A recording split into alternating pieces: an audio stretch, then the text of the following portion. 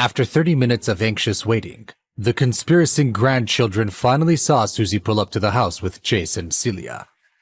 Within seconds of Chase and Celia entering the house, Harry and Hunter walked up to them.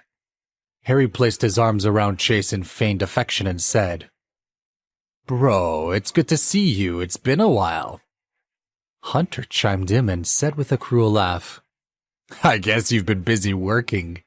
You're still just filing paperwork, right?" Despite their smiles, their words were full of ridicule and malice. Chase kept walking and didn't say a word.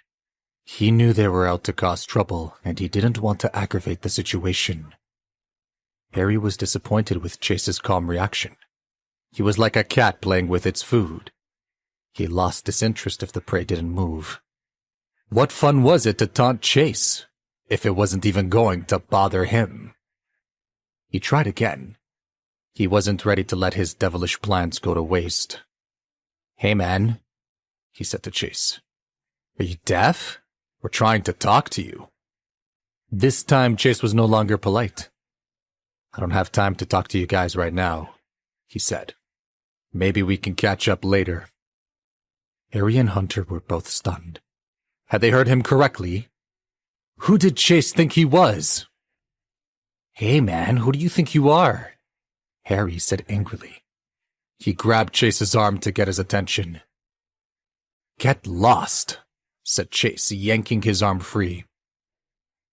Harry's face turned red with both embarrassment and anger. "Who even invited you?" he said through gritted teeth. "You think I won't kick you out of here?" Chase looked him up and down, his eyes calm. He didn't want to cause trouble at Celia's grandmother's birthday. "Fine," he said, trying to play peacemaker. "What do you want?" Harry sneered and moved his body in front of Chase so that he was blocking his way into the living room. Hunter followed suit, a playful smile across his face. Harry laughed coldly and said, "If you want to enter the Jackson family house, that's fine by us, but you have to enter the right way." Chase's expression changed. "Is this what Gregory and Monica were teaching their grandchildren?" His opinion of the Jackson family was quickly souring. Celia, too, was fed up with her cousin's childish behaviors. She scolded. "Seriously, Harry? What are you, 30? Stop acting like a child. How pathetic." She paused before adding, "If you don't get out of her way, I'm telling Grandpa." With that, Harry and Hunter almost doubled over in laughter. "Cousin," he said, "Grandpa won't care, so don't be in such a hurry. We're not done hanging out with your husband yet." Celia gritted her teeth. She'd expected some snide comments at the party, but not such overt hostility. Across the room, someone shouted, "Hey, it's Celia!" Suddenly she could feel all eyes on her and hear the hushed whispers passing around the room. "Is that him? I can't believe Patricia let her bring him. Why is he here? It's insulting." "Hey, maybe Patricia likes him. I mean, she did marry Jean." "That's true, and I guess the apple doesn't fall far from the tree." "And the shame of that daughter of hers." At this moment, Patricia and Jean walked in with Cicely and Quentin. Various laughs rang out, and Patricia had the sneaking suspicion that they were on her behalf. Her face fell.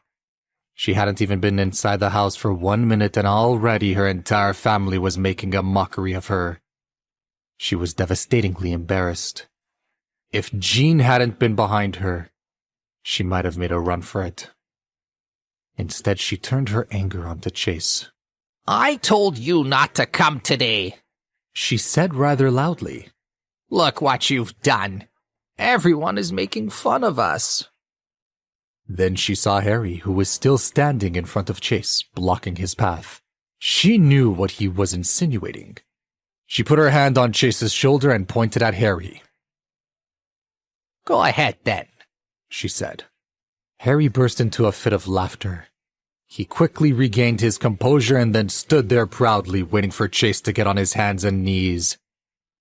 Meanwhile, Chase's hands were now balled into tight fists. He was doing his best to suppress the mounting anger. If he hadn't been Celia's cousin, he would have already taught him a lesson by now.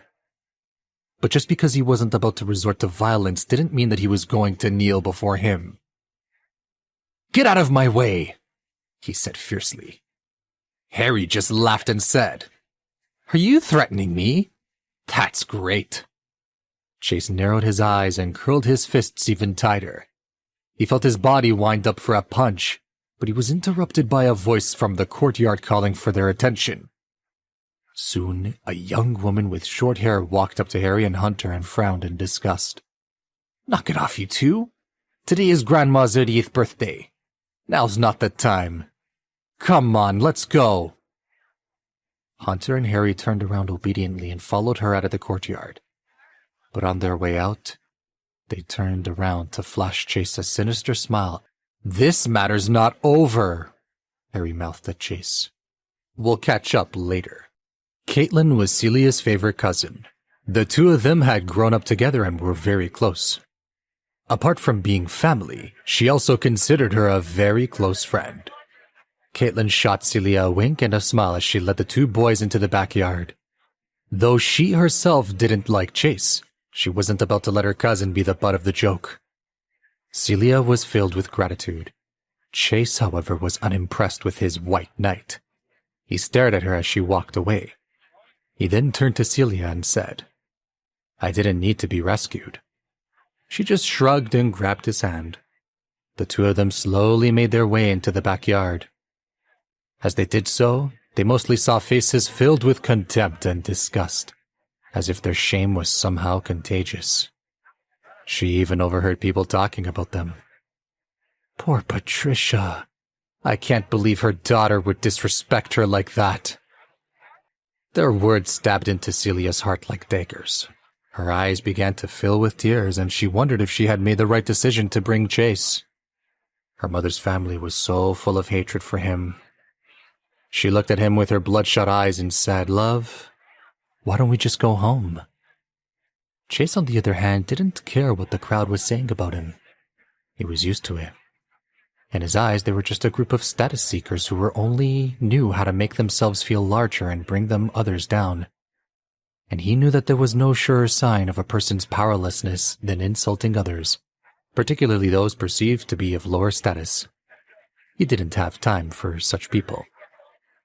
Instead, he took Celia's hand and led her over to the seats beside Patricia and Jean.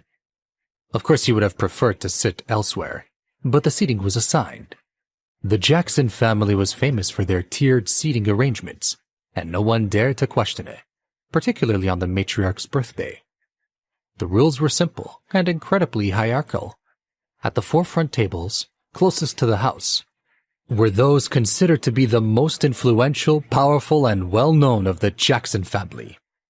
Either they were in politics or business and had established themselves as key players within their fields. They were politicians, doctors, CEOs, and lawyers.